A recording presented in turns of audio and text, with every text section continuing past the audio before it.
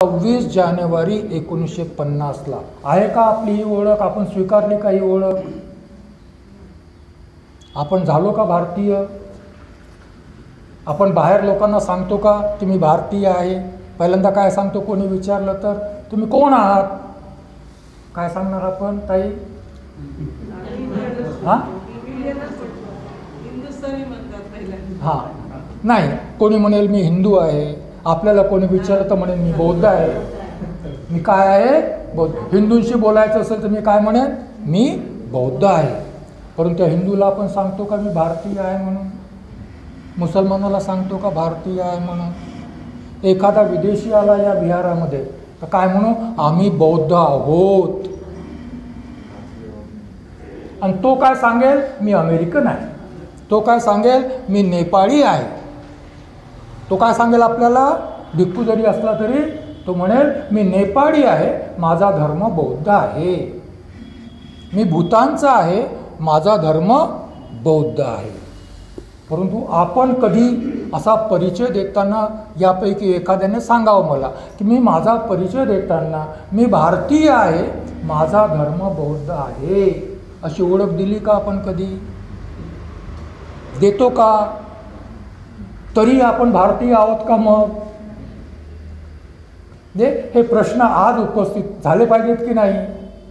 जर आपण भारतीयत्व स्वीकारलंच नसेल तर मग संविधानाचा पहिलाच शब्द जर आपण स्वीकारत नाही तर मग तरी आपण म्हणावं का आम्ही संविधान स्वीकारलं म्हणून? लक्षात येतात का माझे प्रश्न तुम्हाला? हां मग मी बौद्ध म्हटल्याबरोबर समोरचा म्हणतो मी हिंदू आहे भाऊ, तुमचं माझं नाही पटत. तो म्हणतो मी मुसलमान आहे भाऊ, नाही तुमच्या विहारात नाही येत. काय म्हणतो? म्हणजे मग धर्म भारतामध्ये धर्म हा जोडतो का? मोठा प्रश्न आहे, गहन प्रश्न आहे. विचार करा, धर्म भारतात जोडतो का?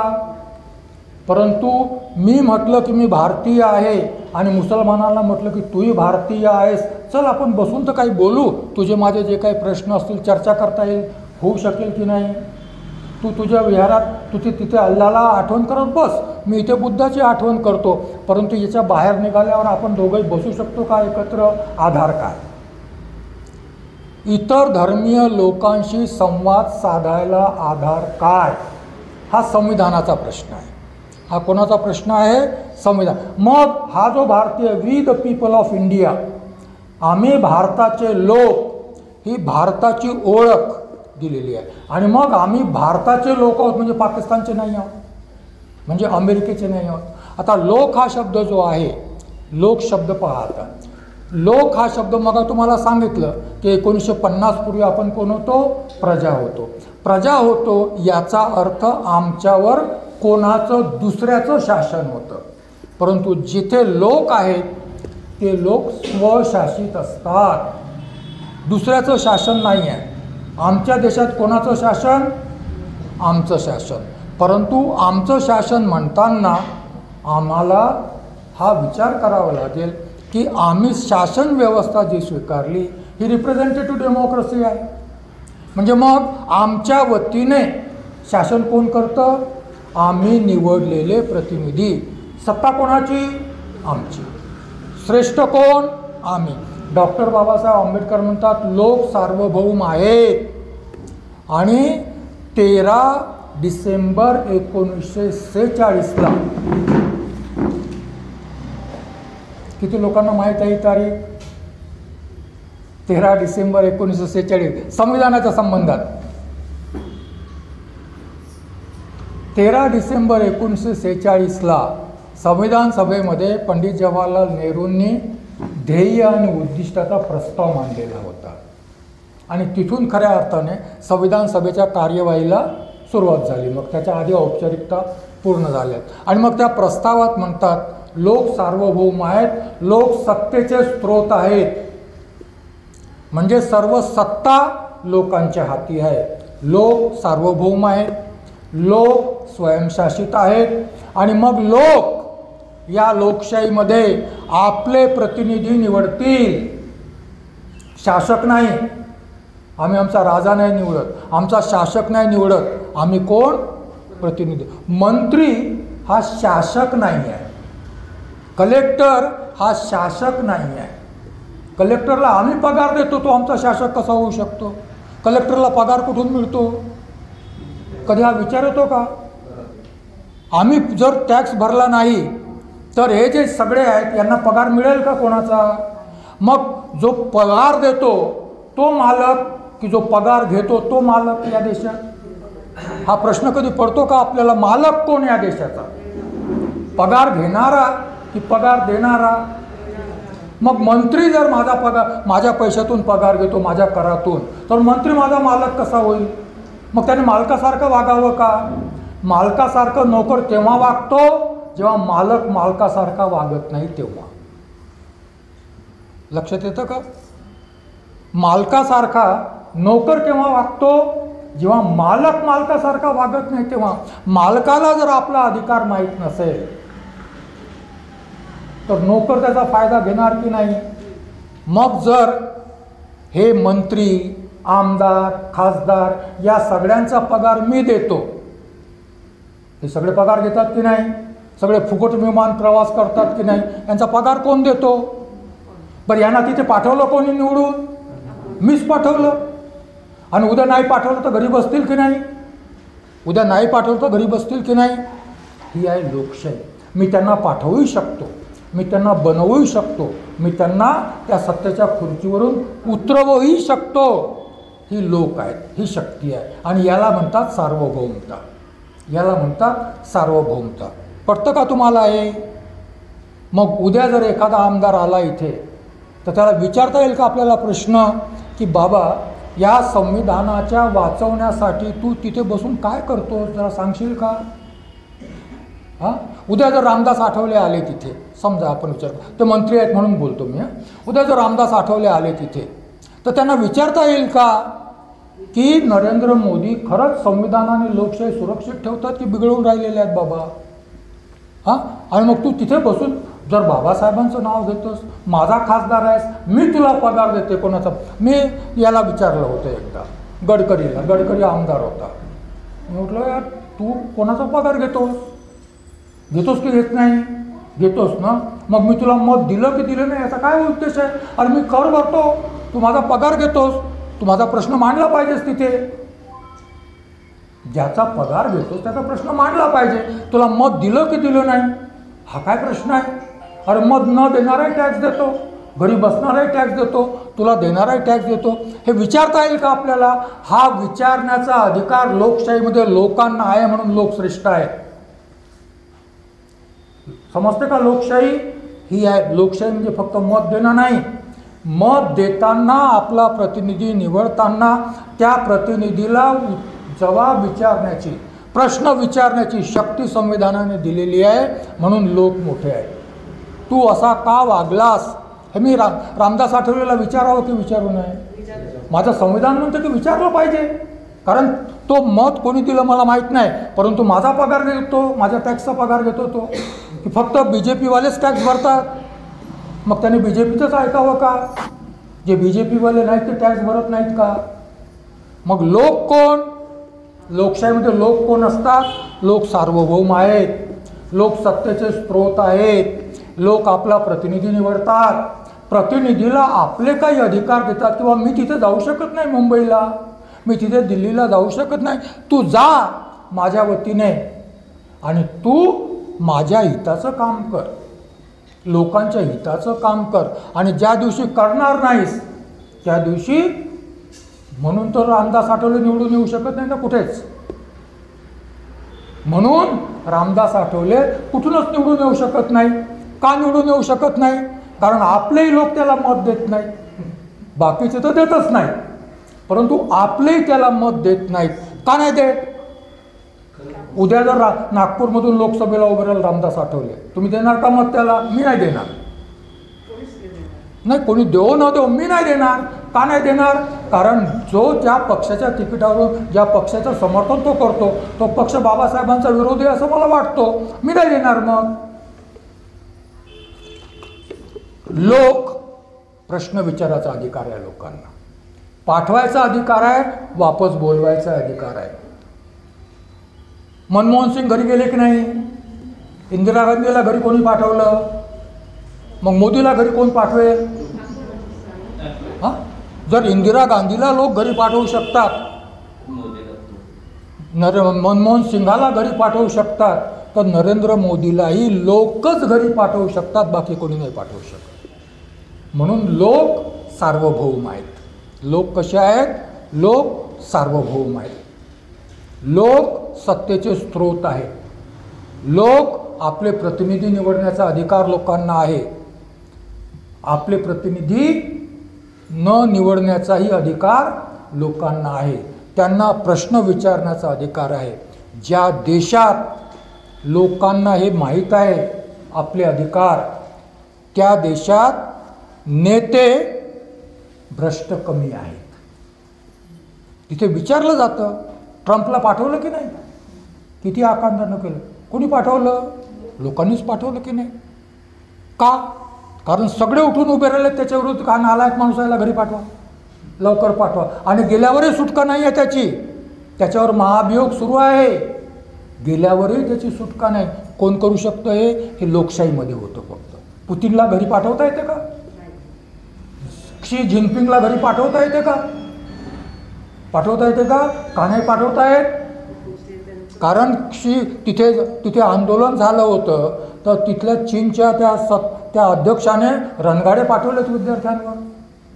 आणि इथे जेव्हा आंदोलन सुरू आहे तेव्हा पोलिसांना रस्ते मोकळे करावे लागतात. 26 जानेवारीच्या परेडसाठी इतिहासात पहिल्यांदा होत आहे. 72 वर्षाच्या इतिहासात पहिल्यांदा 26 जानेवारीच्या दिवशी 2 परेड्स होत आहेत. एक सरकारची परेड म्हणू आपण, लोकांची नाही आता ती. एक सरकारची आणि एक लोकांची परेड होत आहे. कुठे होऊ शकते? हा लोकशाही आहे. ही लोकांचा अधिकार आहे. जर लोक जागृत नसते, त्यांनी म्हटलं की आम्ही काढणार आहोत, काय करता करा, तुम्ही पाठवून जेलात आम्हाला, विचारू आम्ही की लोकशाही आहे का? अरे लोक 26 जानेवारीला परेड काढतात. सर्वोच्च न्यायालयाने विचारलं की फक्त सरकारचाच कार्यक्रम झाला पाहिजे, जो संविधानात कुठे लिहिलेलं आहे बाबा? फक्त तुमचाच कार्यक्रम व्हावा असं संविधानात कुठे लिहिलेलं आहे का? नाही लिहिलेलं. आणि मग हे लोक जे आहेत त्याच्या पुढे थोडंसं लोक आहेत. लोक सर्वसमावेशक आहेत. या भारतातला एकही माणूस, एकही स्त्री या लोकातून सुटलेली आहे का? तो अंदमान निकोबारचा म्हणू शकेल का मी नाही बाबा भारताचा लोक? काश्मीरचा म्हणू शकेल का मी नाही बाबा भारताचा लोक? म्हणू शकेल का? म्हणजे मग याला म्हणतात लोक जी आहे. बाकीच्या सगळ्या गोष्टी ज्या आहेत या सर्वसमावेशी नाही आहेत. कोणताही धर्म सर्वसमावेशी आहे का? कोणताही धर्म सर्वसमावेशी आहे का? नाही, तो वगळतो लोकांना. परंतु इथे संविधानातील लोक कोणाला वगळत नाहीत, म्हणून हे सर्वसमावेशी आहे. बरं, या लोक याला धर्म आहे का? मी हिंदू लोक, मी बौद्ध लोक, मी मुसलमान लोक असं म्हणता येईल का? लोक याला धर्म आहे का? लोक या शब्दाला धर्म नाही. बरं, लोक या शब्दाला लिंग आहे का? मी स्त्री लोक, मी पुरुष लोक असं म्हणणार का तुम्ही? मी स्त्री लोक, पुरुष लोक असं म्हणणार का तुम्ही? मग लोक ही संकल्पना कशी आहे? म्हणून तुम्ही पण लोक आहात. कारण की लिंगाच्या आधारावर लोक ही संकल्पना भेदभाव करत नाही. धर्माच्या आधारावर लोक ही संकल्पना भेदभाव करत नाही. जातीच्या आधारावर लोक ही संकल्पना भेदभाव करत नाही. भेदभाव केला असता तर सगळ्यांना समान मताचा अधिकार नसता. आहे का? या धर्माच्या माणसाला मताचा अधिकार नाही, त्याला मताचा अधिकार आहे, या जातीच्या लोकांना मताचा अधिकार नाही. कारण ब्रिटिश राजवटीतही मताचा अधिकार होता, परंतु अस्पृश्यांना नव्हता. म्हणून तर बाबासाहेब भांडत होते ना की आम्हालाही मताचा अधिकार पाहिजे, आम्ही या देशाचे लोक आहोत. समजलं का? लोक म्हणजे काय? आपण लोक आहोत, सर्वप्रथम लोक आहोत, आणि तेही भारताचे लोक आहोत. आणि मग शब्द जोडला त्याला आम्ही. शब्द आम्ही जोडला तर तुमचं आणि माझं नातं काय आहे? आम्ही आहोत. ते कोणीच नाही तिथे. मग आम्ही सर्व कोण आहोत? आम्ही. आणि आम्ही म्हणजे बंधुता. आम्ही म्हणजे काय? बंधुता. मग लोक, आम्ही भारताचे लोक असं वाचलं तर आम्ही भारताचे लोक सार्वभौम आहोत, आम्ही भारताचे लोक स्वयंशासित आहोत, आम्ही भारताचे लोक प्रतिनिधी निवडणारे आहोत, आम्ही भारताचे लोक त्यांना प्रश्न विचारणारे आहोत, जर चांगला वागला नाही तर परत बोलवणारे आहोत, आम्ही सर्वसमावेशी आहोत, सर्वांना सोबत घेऊन चालणारे आहोत, सर्व समानता आहे, आम्ही धर्माच्या आधारावर भेद करत नाही, आम्ही जातीच्या आधारावर भेद करत नाही, आम्ही लिंगाच्या आधारावर भेद करत नाही, आणि आम्ही आहोत, यापैकी कोणी ते नाही आहे. तिथे ते शब्द आहे का कुठे? आम्ही ते नाही आहोत. आणि म्हणून बंधुभावाचं नातं आहे. आणि म्हणून मुसलमानही माझा भाऊ होतो, कारण तो भारताचा लोक आहे. हिंदूही माझा भाऊ होतो, असतील मतभेद तरीही तो माझा भाऊ आहे, आणि म्हणून तो भारताचा लोक आहे, म्हणून माझा भाऊ आहे. हे आहे भारताच्या लोकाचे वैशिष्ट्य. आणि म्हणून हे शब्द त्या अर्थाने वापरलेले आहेत असं सर्वोच्च न्यायालय म्हणतं. बाबासाहेबांनी किती विचार केला असेल हे 3 शब्द शोधताना? बाबासाहेबांनी किती विचार केला असेल हे 3 शब्द ठेवताना? आणि मग बाबासाहेब म्हणतात की आम्ही भारताचे लोक, भारताचं एक लोकशाही गणराज्य स्थापण्याचा संकल्प करतो. आम्ही भारताचे लोक लोकशाही गणराज्य. मग लोकशाही म्हणजे काय? लोकशाही म्हणजे लोकांचं राज्य. लोकशाही म्हणजे काय? लोकांचं राज्य. हे लोकांचं राज्य असेल, लोकांच्या हाती सत्ता असेल, लोक सार्वभौम असतील, आणि मग असे जिथे लोक सार्वभौम असतील असं लोकशाही गणराज्य आम्ही स्थापन करतो. बाबासाहेबांनी लोकशाहीची व्याख्या दिलेली आहे. लोकशाही म्हणजे फक्त शासन व्यवस्था नाही, अब्राहम लिंकनची व्याख्या नाही. लोकशाही कशाकरता पाहिजे?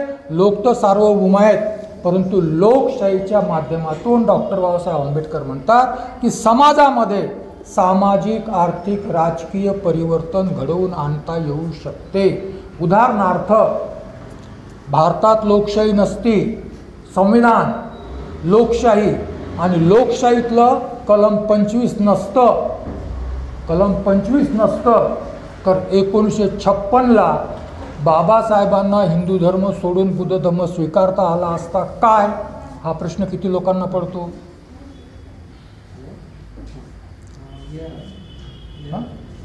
हा प्रश्न किती लोकांना पडतो? कारण आज उत्तर प्रदेशामध्ये धर्म परिवर्तन करायचं असेल तर कलेक्टरची परवानगी पाहिजे. कायदा केला, लोकशाहीच्या विरोधात आहे, संविधानाच्या विरोधात आहे. सुप्रीम कोर्टात, हायकोर्टामध्ये भांडण सुरू आहे. परंतु हे कलमच नसतं, लोकशाहीच नसती, संविधानच नसतं, तर आपण जातीतून मुक्त झालो असतो का? आपण जातीतून मुक्त झालो असतो का? मग त्या 25व्या कलमाचं महत्त्व फक्त मुसलमानांकरताच आहे का? ज्या डॉक्टर बाबासाहेब आंबेडकरांनी म्हटलं की भारत मला बौद्धमय करायचं आहे, 25व्या कलमाचा आधार घेतल्याशिवाय करता येईल का भारत बौद्धमय? भारत बौद्धमय करतात, म्हणून लोकशाही. आणि बाबासाहेब म्हणतात की लोकशाही ही व्यवस्था अशी आहे, त्यांनी म्हटलं की लोकांच्या सामाजिक, आर्थिक, राजकीय जीवनामध्ये लोकशाहीच्या माध्यमातून परिवर्तन घडवून आणता येते.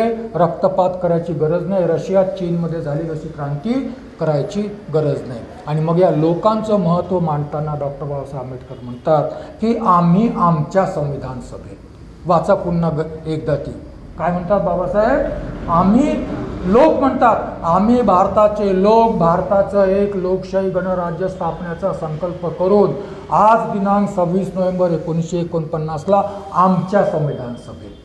मग आता संविधान सभा कोणाची? संविधान सभा कोणाची? लोकांची. लोक संविधान सभेत प्रतिनिधी पाठवतात, संविधान सभेचे प्रतिनिधी मसुदा समिती बनवतात, मसुदा समितीचे प्रतिनिधी डॉक्टर B.R. आंबेडकरांना मसुदा समितीचा अध्यक्ष बनवतात आणि सांगतात, आदेश देतात की तुम्ही आमच्यासाठी संविधान लिहा. मग आता लोक मोठे की बाबासाहेब मोठे? बाबासाहेब म्हणतात बाबा असं, मी नाही म्हणत. संविधान सभा कोणाची? आमची संविधान सभा म्हणतात. जेव्हा मालक संविधान सभा की लोक? आज बाही परंपरा पहा कशी सांगतो तुम्हाला. लोकांचे प्रतिनिधी संविधान सभेत. संविधान सभेचे प्रतिनिधी मसुदा समिती, आणि मसुदा समिती डॉक्टर आंबेडकरांना अध्यक्ष निवडते. आणि डॉक्टर आंबेडकर काय म्हणतात, ही संविधान सभा कोणाची आहे? लोकांची आहे. म्हणजे मी लोकच आहे, परंतु तरीही लोकांचा प्रतिनिधी आहे. माझे मालक कोण? लोक आहे. हे महत्त्व डॉक्टर आंबेडकरांनी लोकांना दिलेलं आहे. हे मी लिहिलं का? डॉक्टर आंबेडकर वेगळं लिहू शकले असते की नाही? लिहू शकले असते की नाही? आणि त्यांनी काही लिहिलं असतं तरी कोणी चॅलेंज केलं असतं का? असं का लिहिलं?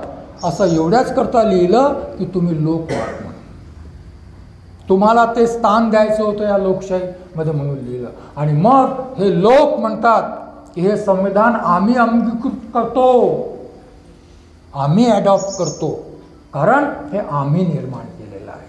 आम्ही अधिनियमित करतो कारण आम्ही निर्माण केलेलं आहे. आणि म्हणून हे संविधान आम्ही स्वतःला अर्पण करतो.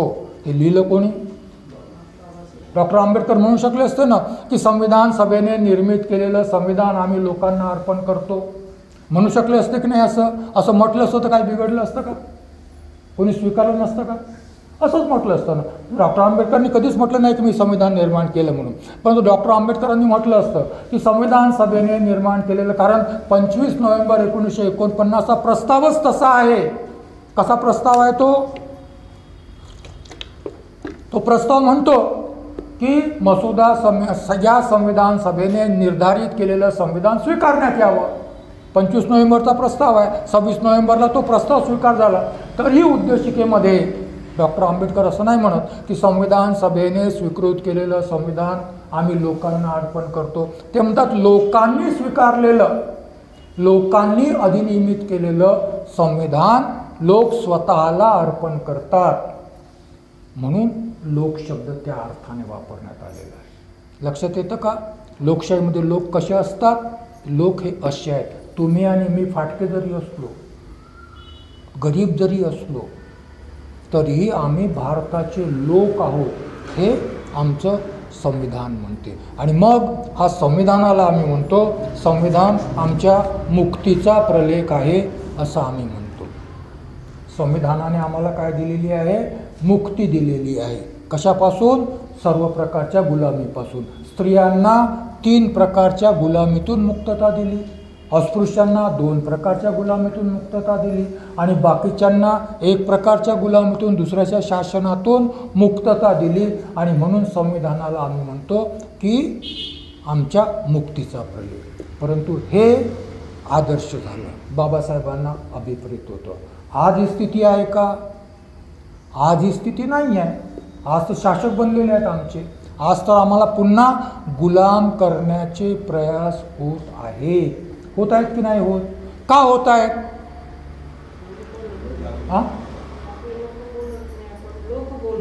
बोलत नाही हा एक भाग झाला, बोलत नाही. परंतु या 2-4 बोलल्यानं होईल का? आपले लोक बोलल्यानं होईल का? का होत नाही? याला कारण असं आहे, आता आपण लोकशाही स्वीकारली, आता लोकशाही पुन्हा समजून घेऊ आपण. लोकशाही म्हणजे मताचा अधिकार की नाही? मग हे जे संविधान नष्ट करणारे लोक आहेत, लोकशाही नष्ट करणारे लोक आहेत, यांना निवडून कोणी दिलं? कोणी दिलं? कोणी निवडून दिलं? लोकांनीच दिलं. त्याच्यात आपले लोक मत देणारे आहेत की नाही? त्यांना आहेत की नाही? स्वीकारलं पाहिजे. आपण आधीच बोलतो, आहेत की नाही? दिलं की नाही? मग खरंच आपल्याला संविधान वाचवावं असं वाटतं का?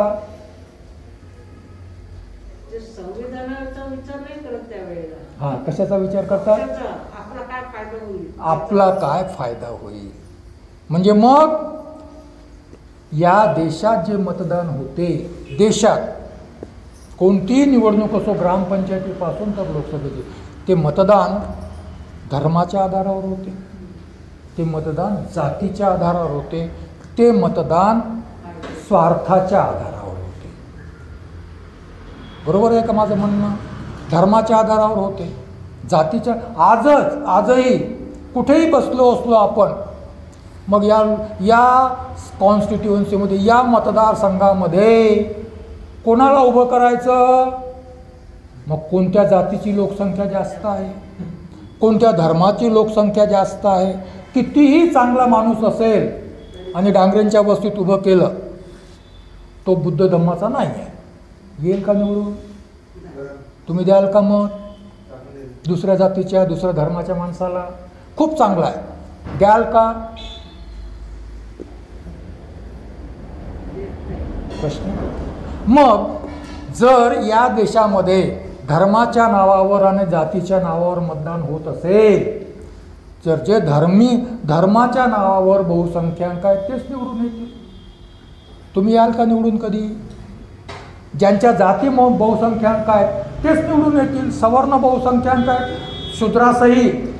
सवर्ण जेव्हा मी म्हणतो तेव्हा सवर्णामध्ये शूद्रही आहेत, कारण वर्ण व्यवस्थेचे 4 वर्ण ना, आणि आम्ही अवर्ण आहोत, आम्ही बाहेर आहोत. मग ओबीसी कुठे जातात? सवर्णात जातात. वर्ण व्यवस्थेचा जर नियम लावला तर ओबीसी किंवा मागासवर्गीय कुठे जातात? सवर्णात जातात. आणि मग त्यांची बहुसंख्येमध्ये कुठे जातात? हिंदू धर्माला जातात. बरोबर आहे. आणि मग जेव्हा जातीचं आणि धर्माचं राजकारण होते तेव्हा जे बहुसंख्याक आहेत त्यांना बहुमत प्राप्त होते. आता याच्यात संविधानाचा काही दोष आहे? याच्यात लोकशाहीचा काही दोष आहे? लक्षात येतं का मी काय सांगू इच्छितो तुम्हाला? ते कोण निवडून येणार? त्या कॉन्स्टिट्युएन्सीमध्ये जी जात बहुसंख्याक असेल तोच निवडून येणार. चांगला माणूस निवडून येईल का? मग आपण काय शिकलो? 1952 साली संविधानाचा निर्माता डॉक्टर बाबासाहेब आंबेडकर मुंबई लोकसभा निवडणुकीत पराजित झाले. मतदान कशाच्या आधारावर झालं?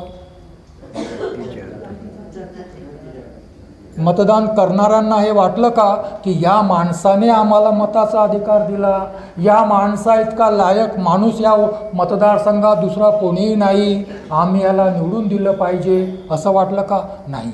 हा महार आहे, हा आमचा नाही. मग ज्या मतदारसंघात डॉक्टर आंबेडकर या निवडणुकीमध्ये पराजित होऊ शकतात त्या मतदारसंघात बनसोड कधी निवडून येतील का? भंडाऱ्याला डॉक्टर आंबेडकर पराजित झाले, भंडाऱ्यावरून बनसोड उभे राहिले तर निवडून येतील का? येतील का निवडून? आणि तुम्ही सगळे पक्ष एकत्रित केले तरी एक तरी खासदार येईल का निवडून? का नाही येत? ज्या देशामध्ये धर्म आणि जातीच्या आधारावर मतदान होत असेल तिथे जे बहुसंख्याक आहेत ते निवडून येतील. बरोबर आहे. एखाद्या मतदारसंघात आपले बहुसंख्याक असतील तर ते कदाचित निवडून येतील, किंवा दुसऱ्याशी पॅक केला, दुसऱ्याशी काही केलं, ज्याला सोशल इंजिनिअरिंग शब्द वापरला जातो. सोशल इंजिनिअरिंग म्हणजे वेगवेगळ्या जातींना एकत्र करणं वगैरे वगैरे हे सगळं आहे, परंतु हे टिकत नाही फारसं. हा अनुभव आपल्याला आलेला आहे. आणि मग असं राजकारण कोण करू शकतं सत्तेत येण्यासाठी? जे बहुसंख्याक आहेत तेच करू शकतात. अल्पसंख्याक धर्म आणि अल्पसंख्याक जाती असं राजकारण करू शकतात का? माझ्या प्रश्नाचा गंभीरतेने विचार करा, इथेच उत्तर नाही पाहिजे. अल्पसंख्याक धर्म आणि अल्पसंख्याक जाती धर्माचं आणि जातीचं राजकारण करू शकतात का? 1956 पासून आपण कोणतं राजकारण केलं? विचारा, मला उत्तर देऊ नका, तुम्ही नंतर विचारा. कोणतं राजकारण केलं? मग याच्यासाठी रिपब्लिकन पार्टी होती का? वाचली का Republican party? Schedule caste federation का बरखास्त केली बाबासाहेबांनी? जातीचंच राजकारण करायचं होतं तर शेड्यूल कास्ट फेडरेशन सगळ्यात चांगलं माध्यम होतं ना. ती का बरखास्त केली बाबासाहेबांनी? धर्माचंच राजकारण करायचं होतं तर रिपब्लिकन पार्टीचं नाव का घ्यायला लागत होतं?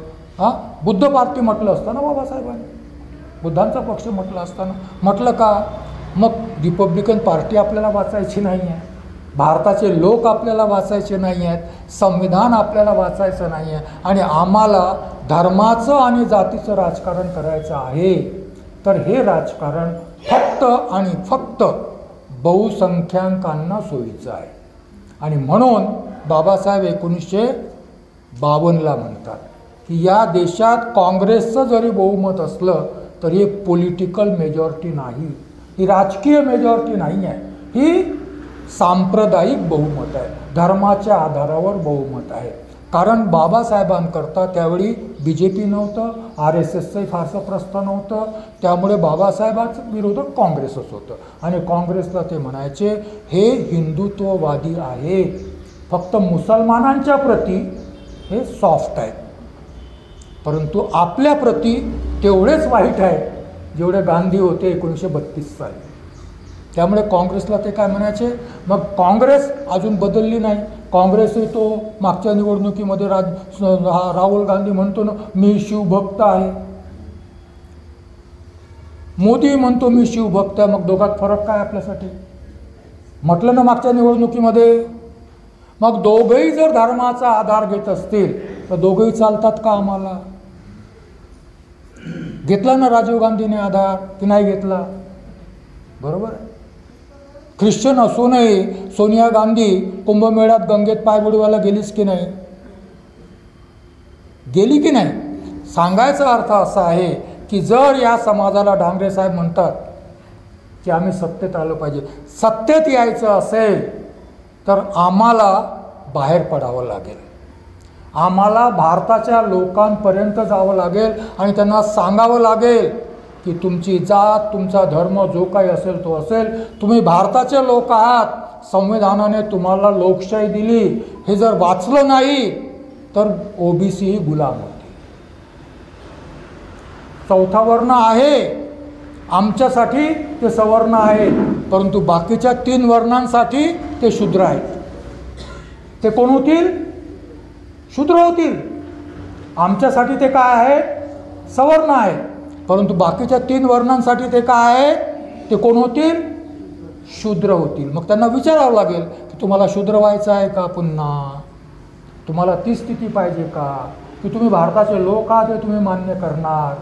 आणि मग हे सांगायची जबाबदारी कोणाची आहे, हे सांगायची जबाबदारी आपल्याही लोकांना सांगावं लागेल की जाती धर्माच्या पलीकडे पाहायला शिकलं पाहिजे, आपण भारताचे लोक आहोत हे स्वीकारलं पाहिजे. आणि ज्या दिवशी या देशातील सामान्य माणूस स्वतःला लोक म्हणून स्वीकारेल, मी भारताचा लोक प्रथम आहे, आपण मोठ्या अभिमानाने सांगतो.